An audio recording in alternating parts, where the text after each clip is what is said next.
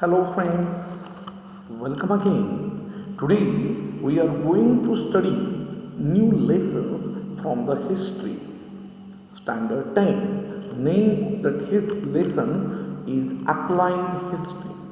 The major outline points of these lessons are: what is applied history? Applied history and researches in various fields. Applied history and our present. Management of cultural and natural heritage. Then affiliated professional fields, and last National Film Archives, that means Indian Museum Archives and National Film Archives. These are major points included in these lessons. Okay, then we can clear one by one. What is applied history? Applied history, a study to determine how useful knowledge of a history is for the benefit of people in the contemporary and future times. It provides guidelines in the finding solution of a contemporary social issues. It is also called public history as it is relates the history and the knowledge to the social planning. Then we are going to understand misgivings about history. History is a thought as a field only of historians and students pursuing higher studies. It is not useful in a practical daily life. It does not have any relation or applicability to economically productive fields.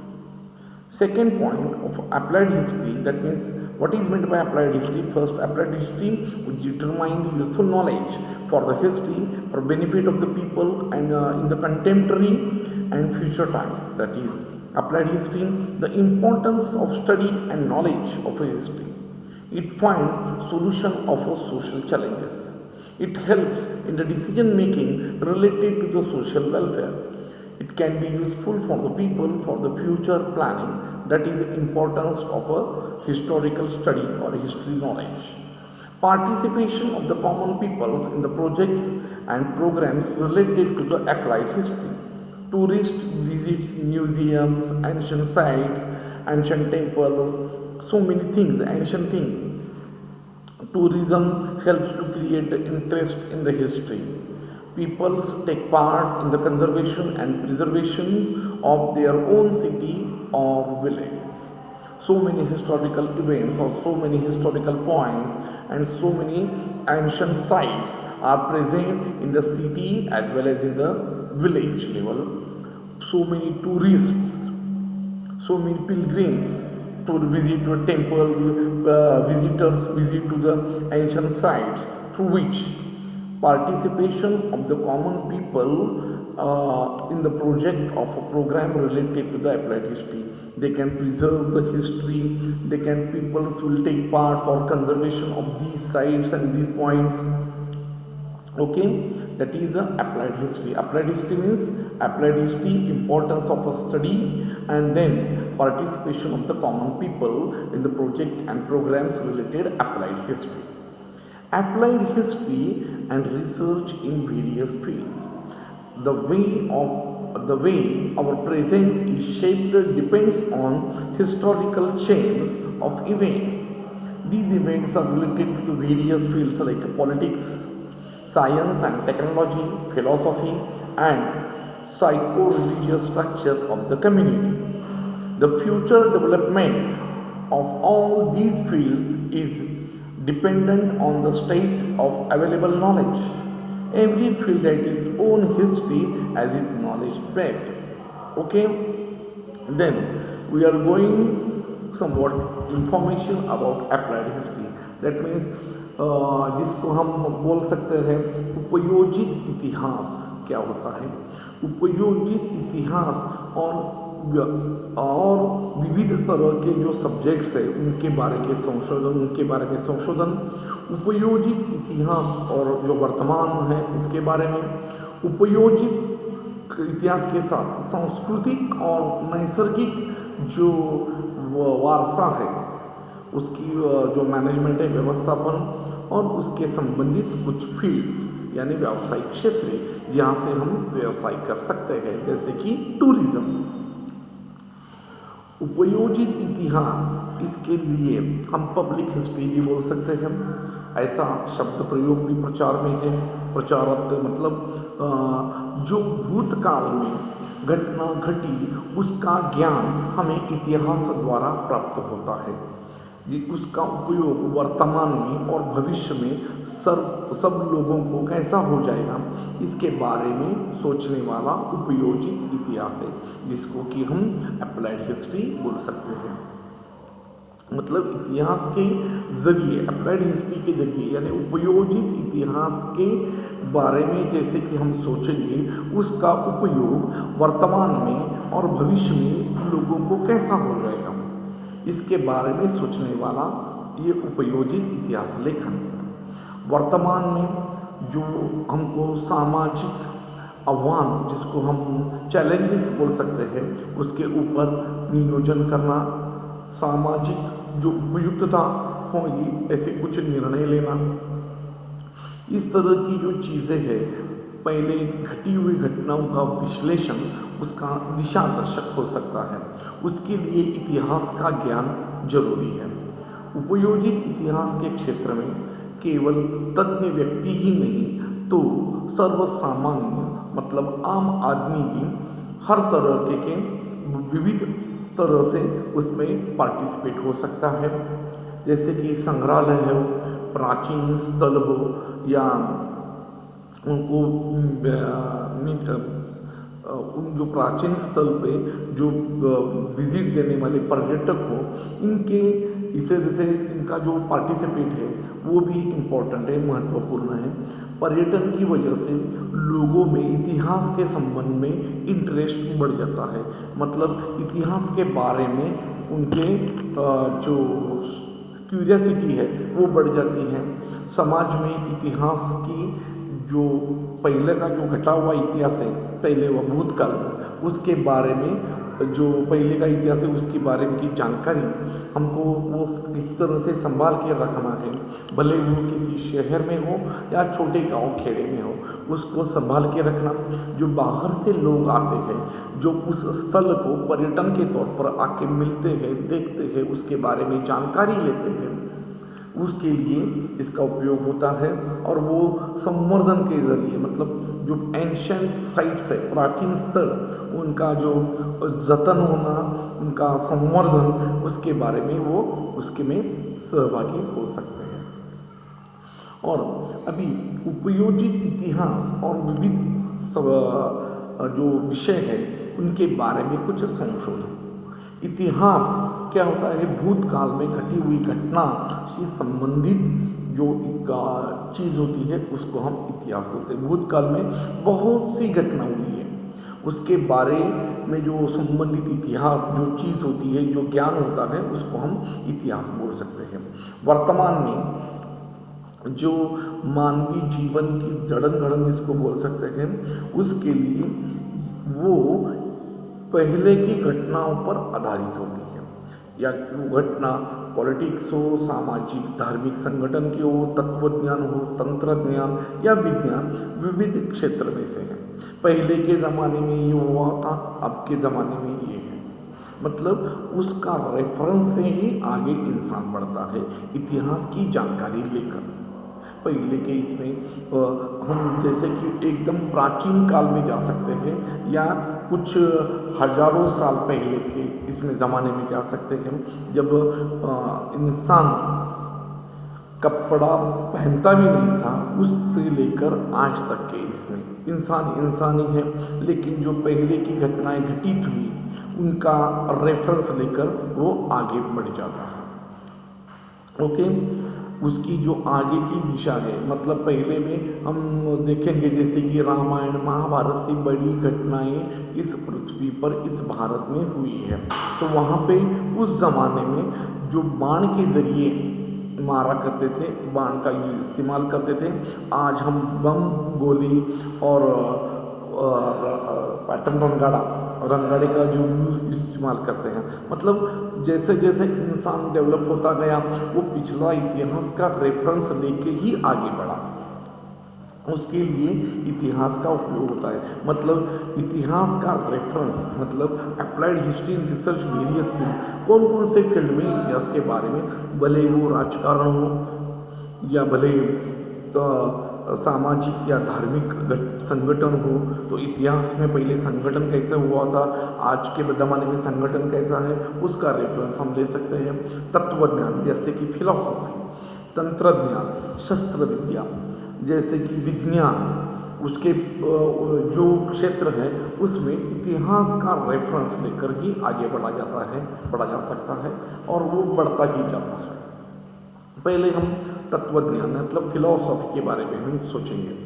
जो विविध विचार सरणी का जो उगम है, उनके पीछे की जो परंपरा है, वैचारिक परंपरा, और उनका इतिहास समझ लेना बहुत जरूरी है।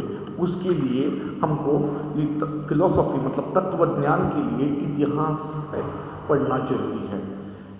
फिलॉसफी समझ लेने में वो फिलॉसफी जिस भाषा में है, जिस भाषा में व्यक्त हुई है, वो भाषा ही इतिहास का उपयोग होता है। दूसरा विज्ञान, पहले के जैसे कि मैंने अभी बोला, विज्ञान का उपयोग इतिहास में कैसे हो सकता है। वैज्ञानिक शोध जो लगे, जो सिद्धांत और उनका कालक्रम, उनके पीछे की परंपरा की जो चेन है, साखड़ी जिसको हम बोल सकते हैं, जंजीर, वो समझ लेनी हमको जरूरी है। इसके लिए विज्ञान का इतिहास भी पढ़ना जरूरी होता है। मतलब जैसे कि मराठी में हम जैसे कि बोल सकते हैं, गरज ही शोधाची जननी असते, मतलब जहाँ पे जरूरत होती है वहाँ इंसान खोज लेता है। जैसे कि जरूरत पड़ती है, इंसान इसकी ये क्यों, ऐसा क्यों, ये सोचना चालू करता है। ऐसे बहुत से वैज्ञानिक शोध इंसान की पूर्ति के लिए, इंसान की जिज्ञासा का समाधान करने के लिए लगे हुए हैं। उसके लिए पहले वैज्ञानिक ज्ञान का उपयोग किया गया है। जैसे कि कारण परंपरा कालक्रम समझ लेने के लिए विज्ञान का इतिहास उपयोगी पड़ता है। ओके,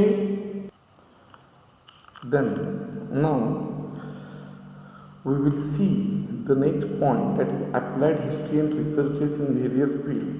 दो कौन कौन से फील्ड्स है, relation between research method of history and various field. Research method in various fields, philosophy, science, technology, industry and commerce, management studies, arts, humanities, all these are various fields in which what is the relation between research method of history in these fields. First, philosophy, that means to understand the origin of various ideologies, intellectual traditions and their developments. History of a philosophy is very helpful. In order to understand the philosophical expression, knowledge of history of language is useful. Philosophy is considered as origin of a science, and all branches of knowledge, while discovering the origin of universe, the whole society has put forth different stories, legends, ideas about gods and goddesses, rituals, and different ways of worship. The origin of philosophy lies in the thoughts. Then philosophy मतलब तत्वज्ञान मतलब इतिहास का जो various fields हैं, मतलब विविध जो विषय है उनके बारे में की जो रिलेशन है। पहला जो है philosophy, to understand the origin of various ideologies, intellectual traditions and their developments, history of philosophy is very useful. मतलब जो वेरियस आइडियोलॉजी, बहुत सी कुछ आइडियोलॉजीज जो है, जो उनका अपनी जो परंपरा है, उनका जो डेवलपमेंट हुआ है, history of philosophy is very useful. मतलब इतिहास उसके लिए समझ लेना जरूरी है। मतलब कौन सी विचार सरणी का उगम हुआ, उसके पीछे की जो वैचारिक परंपरा है, वो समझने के लिए इतिहास समझ लेना बहुत ज़रूरी है। तत्वज्ञान का मतलब फिर तत्वज्ञान का इतिहास समझने के लिए तत्वज्ञान जिस भाषा में है, जिस भाषा में तत्वज्ञान व्यक्त हुआ है, उस भाषा का भी समझने के लिए इतिहास का उपयोग होता है। Philosophy considered as origin of a science of all branches knowledge and while discovering the origin of universe. तत्वज्ञान का जो उगम है, ओरिजिन है, वो philosophy is considered as origin of science and knowledge. विज्ञान और उसके बारे में जो नॉलेज है, तंत्रज्ञान, विज्ञान और तंत्रज्ञान की सभी शाखाओं का उगम तत्वज्ञान में है। जब हम यूनिवर्स का डिस्कवर करते हैं, यूनिवर्स कैसे तैयार होगा, यूनिवर्स का ओरिजिन कहाँ है, उसके लिए होल सोसाइटी अपनी जो स्टोरीज है, लीजेंड्स है, अपनी आइडिया है भगवान के बारे में, देवी देवताओं के बारे में, जो बहुत से वेज हैं जिसके जरिए हम भगवान को पूछते, देवी देवताओं को पूजन करते हैं, उसके the origin of philosophy lies in these thoughts. तत्वज्ञान के हिसाब के बारे में जब सोचेंगे तो तत्वज्ञान समझने के लिए इतिहास समझ लेना बहुत ज़रूरी है। वो उसका रिलेशन, तत्वज्ञान का रिलेशन इतिहास के साथ ऐसा हुआ है। दूसरा जो है तंत्रज्ञान, मतलब साइंस, विज्ञान। To understand the chronological order of a scientific discoveries, theories and invention, the history of a science is helpful. It can be helpful to understand cause-effect chain that leads to those discoveries and invention. वैज्ञानिक शोध, उनका सिद्धांत, उनका कालक्रम, इसके पीछे की जो कारण परंपरा जो है, उसकी जो साखड़ी है, मतलब जो चेन है, वो समझ लेने के लिए विज्ञान का इतिहास भी समझ लेना जरूरी है। पहले अभी जैसे मैंने बताया, गरज ही शोधाची जननी अस्ते। दैट मीन्स जैसे कि इंसान को ज़रूरत महसूस होने लगी, वैसे वैसे उसकी पूर्ति के लिए जो खोज निकाली गई, इन्वेंशन किया गया, उनकी जो इंसान की जिज्ञासा थी, उसकी जिज्ञासा के लिए जो विज्ञान तैयार हो गया। जैसे कि कपड़े का आविष्कार हो गया, जैसे कि घर का आविष्कार हो गया, इंसान को रहने की ज़रूरत पड़ी, जो बारिश हो, धूप हो, उसके ज़रिए अपने को सिक्योर महसूस करने के लिए उसको घर की ज़रूरत पड़ी, तो उसने लिए घर का खोज किया, इन्वेंशन। इसका समझने के लिए इतिहास जो उसके पहले हमको जो पहले जो चीज़ें अस्तित्व में थी, उसका विज्ञान के साथ कुछ संबंध है, उसके पीछे का कारण, उसकी परंपरा, कालक्रम समझ लेने के लिए विज्ञान का इतिहास उपयोगी पड़ता है। तीसरा जो है टेक्नोलॉजी, जिसको हम तंत्रज्ञान बोल सकते हैं। Technology it helps to understand the changes in their causes in the field of agriculture production, commodity production, architecture and engineering. It helps to understand the evolution of mankind from the making of tools like mastering and techniques of agriculture and mechanism of the production. कृषि उत्पादन, वस्तुओं का उत्पादन, स्थापत्य, अभियांत्रिकी इत्यादि क्षेत्र में जो बदल हुए हैं, उसके पीछे का कारण परंपरा समझ लेंगे तो उसके हम तंत्रज्ञान का मतलब टेक्नोलॉजी का स्टडी करना जरूरी है, उसका स्टडी करना लगता है, स्टडी करने की जरूरत होती है। वैज्ञानिक जो खोज निकाले गए और तंत्रज्ञान में जो प्रगति है, वो दोनों एक दूसरे पे डिपेंडेंट है, मतलब परस्पर अवलंबी रहती है। मानव की उत्क्रांति जब हुई, तब उसमें उसकी जो राह में पहले पत्थर की हथियारें, पत्थर से बनी हुई जो शस्त्र थे, वो बनने से लेकर आज तक की जो शस्त्र है, जैसे कि बंदूक हो, राइफल हो, और जो अभी अभी नए नए बहुत से खोज निकाले गए हैं, उसके पीछे का कारण हम समझ लेंगे तो उसके समझने के लिए हमको इतिहास के पन्ने पढ़ने पड़ते हैं। जो तंत्रज्ञान का मूल है, वो ओरिजिन अपने इतिहास में छिपा हुआ है। जो विज्ञान और तंत्रज्ञान, ये दो मुद्दे बहुत महत्वपूर्ण हैं। विज्ञान की प्रगति के जरिए जो यांत्रिकीकरण अभी हो चुका है वो कैसा हुआ, विज्ञान और तंत्रज्ञान की ये दोनों चीज़ें एक दूसरे के ऊपर अवलंबित हैं, मतलब दोनों चीज़ें एक दूसरे पे डिपेंडेंट हैं। इसके समझने के लिए इतिहास समझ लेना बहुत ज़रूरी है। तीसरा, industry and commerce. The nature of human relationship in the social organism has continued to change along with the change in the market and commerce. To understand these changes and development, it is necessary to study the history of a social organization, culture and financial management.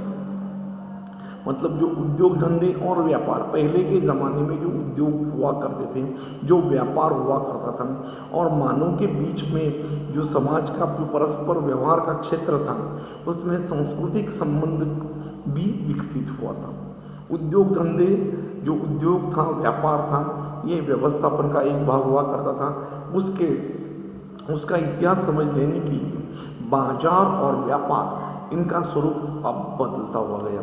उसके पीछे का मानवीय जो relation है, उसका जो स्वरूप है, जिस तरह से समाज रचना बदलती गई, ये सब प्रवास समझने के लिए सांस्कृतिक, सामाजिक और आर्थिक व्यवस्था का इतिहास भी पढ़ना जरूरी है। Management studies, it is important to have a knowledge of a functional system of the past to understand the changes and development in the social organisms, culture and financial management history. It is very useful.